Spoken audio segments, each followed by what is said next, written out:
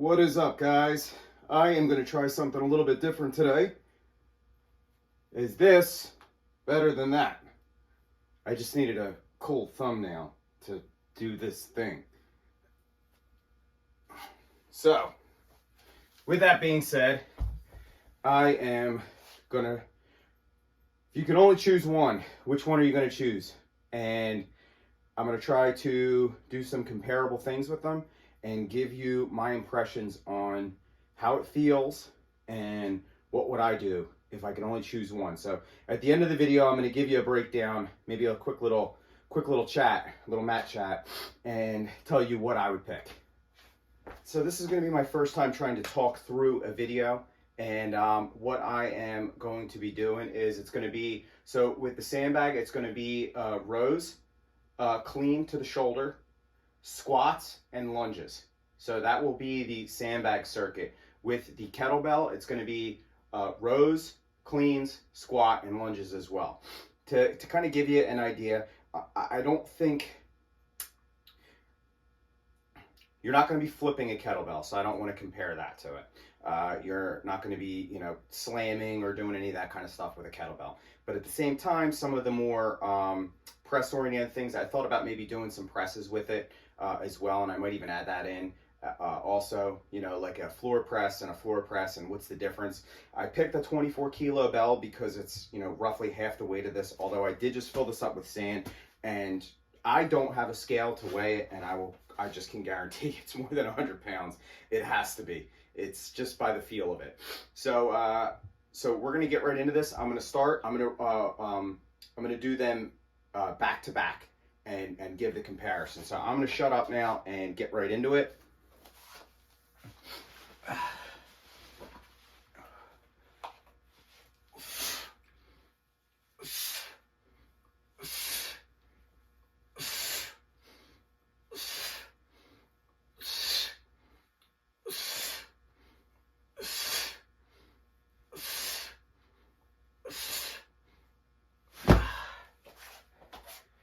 We'll do 5 aside with the kettlebell.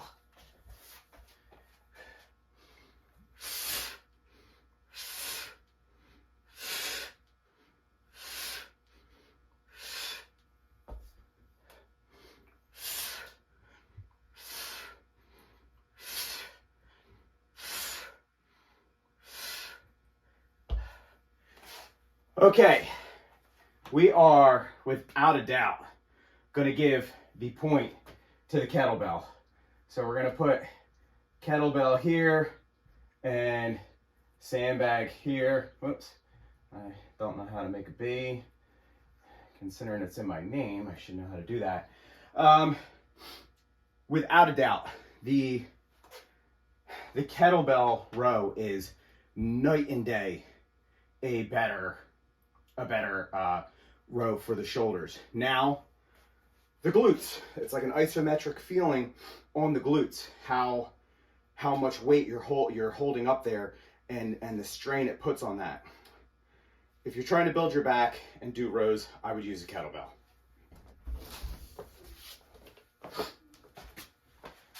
Okay, the next thing we are going to get into is a clean.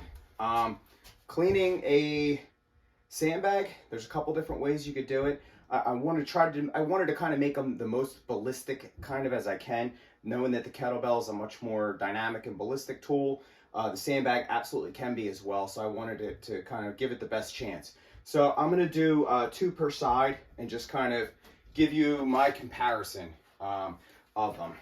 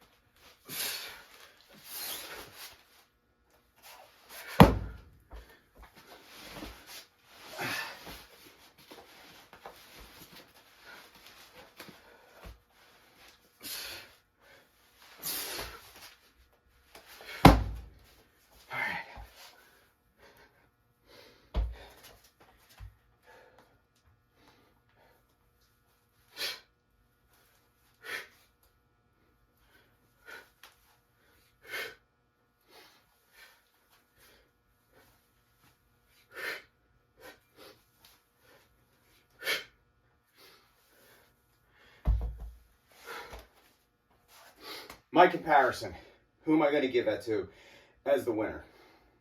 Well, if it was going to be an aerobic type exercise, something to really get the heart rate up, man, it's hard. It's hard to say. They're both going to do that. But if reps is something you're chasing, the kettlebell will win. What do I like about the sandbag? The weight, it's still just as ballistic and dynamic. And when it comes to power, you're not going to strength, explosive strength. You're going to do it with the sandbag. So this one, I got to give this one to the sandbag. I promise throughout this video I won't be sandbagging. So next we're going to move on to squats in just a second. All right, now we are going to compare the sandbag squat versus the kettlebell squat. Now, one thing I want to note too, I left out pressing type movements. Floor press, yes. Pressing a sandbag overhead, definitely something you could do. I'm a little bit limited on room, and for the weight, it might not be exactly what somebody would be using. But for right now, I just want to give a comparison to some of these, you know, from the shoulder down kind of movements. We're going to get right into it now with the sandbag squats.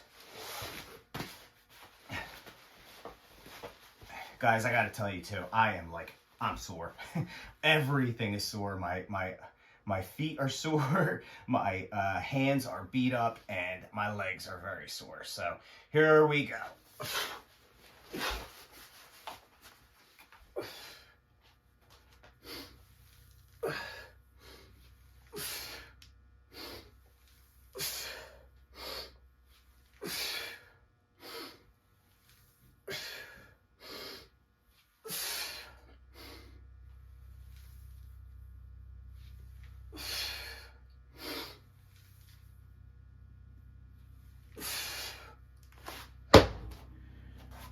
All right, to be fair, I'm going to give the kettlebell a couple different types of squats.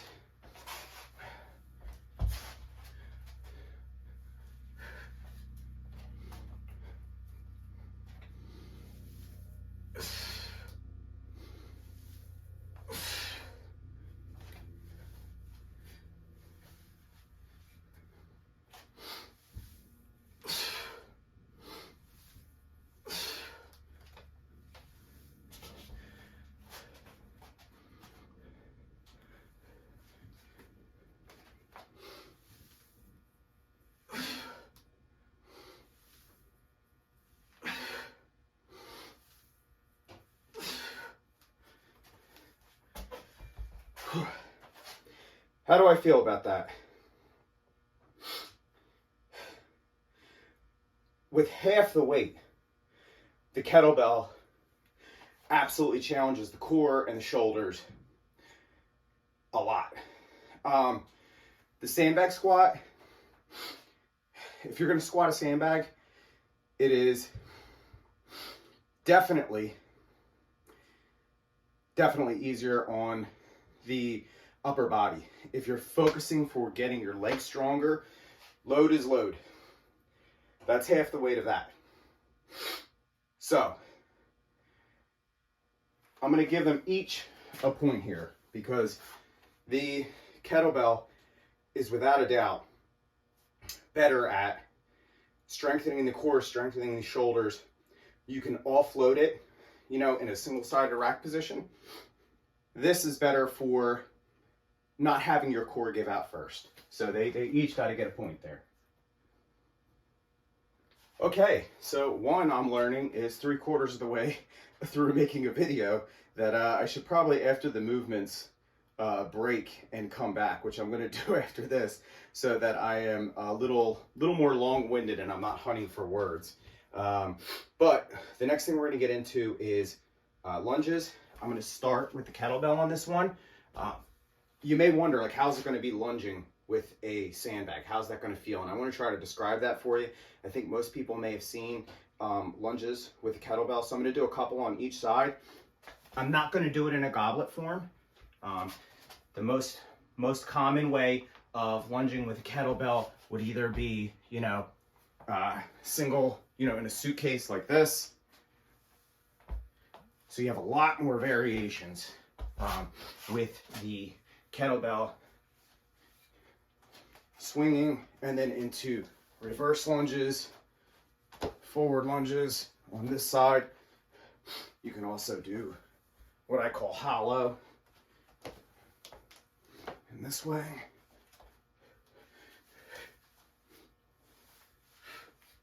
Ooh. Reverse, forward, forward, reverse.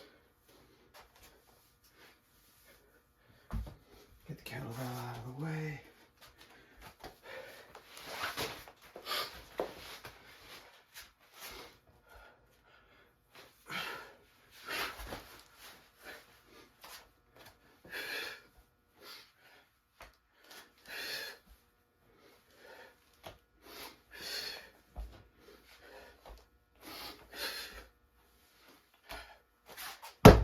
Okay, I am back.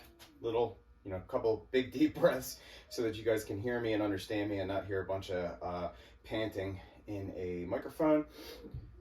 What am I going to pick for lunges? If load is what you want, the sandbag is absolutely going to be it. Problem with the sandbag though, when lunging, is you impede your range of motion. I don't like it because I can cheat on it. I come down, I have the sandbag grip like this, and I come down and it touches my knee, and I instinctually go like this and push myself back up. So although it's more load, I think there's more variables in there to cheat. You cannot cheat this. I love single-sided lunges with kettlebells. I love the instability that it creates. I try to create my own instability with it. And I just don't think you can beat the kettlebell for lunges, my opinion. Was that still a great thing to lunge with? Absolutely. But if we had to compare the two, definitely I want to say would have to give this one to the kettlebell. So far we got 3-2 for the kettlebell here. And we are going to do one more challenge between the two of them. Okay, next thing we are going to do is floor presses. So floor presses, I was thinking about doing get-ups as well. I don't think it's exactly the best comparison being 100 and 100 pounds, 100 plus pounds, and 50 pounds, 53 pounds. So we're gonna do floor presses because this I'm able to use two hands, and this will be single-sided. So we can get kind of a feel of what which one my opinion says is better. So.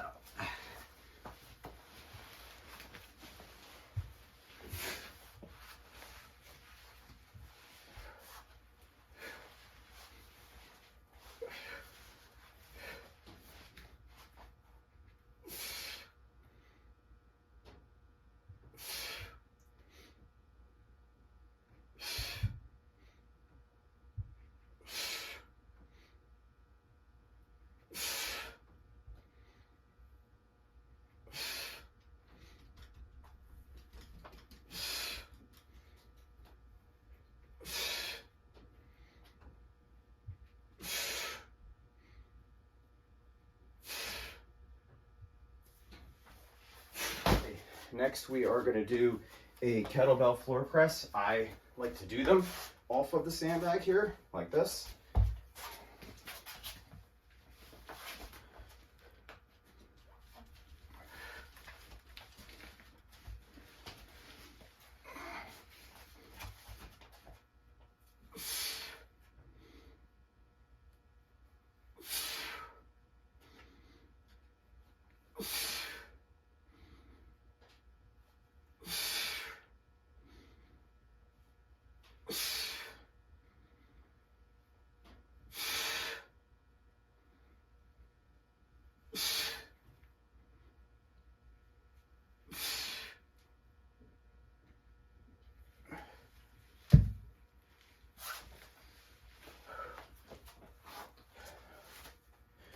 Okay, so after this, that puts all all the challenges against the sandbag and the kettlebell. After I come back, we will go over who the winner is. So I am back, and I have my special makeshift drag bag and range bag, carbine bag, covering the winner of the challenge of sandbag versus kettlebell. So, what did we find out? The kettlebell press is just it. I mean, you can feel the amount of muscle firing and strength and just that instability of that single side load. Your core is just torqued up. But to accomplish that, and to accomplish that torqued up feeling that you get with that, I needed a sandbag to do it. Now the sandbag press feels absolutely amazing. It is just such an awesome feeling. I love pressing sandbags, especially somebody like me. If you're like me and you have shoulder issues and shoulder problems, there's something about it. I love it. It hits a part of my chest and I can really feel all those muscles firing, and it doesn't hurt my shoulders. It doesn't make my shoulders hurt the next day. I can't mistakenly tweak up my shoulder or hurt it or hyperextend it in any kind of a way. The floor press helps with that if you're not using the sandbag, but you don't get the same range of motion to make it awesome. So this one I am gonna have to give to the sandbag. So when we uncover this, they're both winners. There's no way I'm getting rid of either of them. There's no way I could pick one or the other. It's not happening. They're both equally awesome and for such different reasons. I knew this going into this test. There's no way in hell I could pick one of the two. Or I could say one's better. One does one thing a little bit better and the other one does a little thing better. Which one should you buy? You should buy both because you're worth it. Think of all the stuff you spend money on. Think of all the crap. These go on sale all the time on Amazon, 50% off. And you don't even have to buy a competition bell. Competition bell doesn't mean anything except for they're all the same size. You can buy a hard style bell. Sandbags, very, very cheap. You can start yourself with a 60 or 70 pounder, 50 pounder, and just work your way up. Trust me, you will use the 50 pounder. The 50 pounder that you had trouble squatting with, give it 6 months. You'll be launching that thing across the yard. Your kids will think you're Superman. These two tools are both absolutely necessary, and there's no way in hell I could choose one. I'm picking both.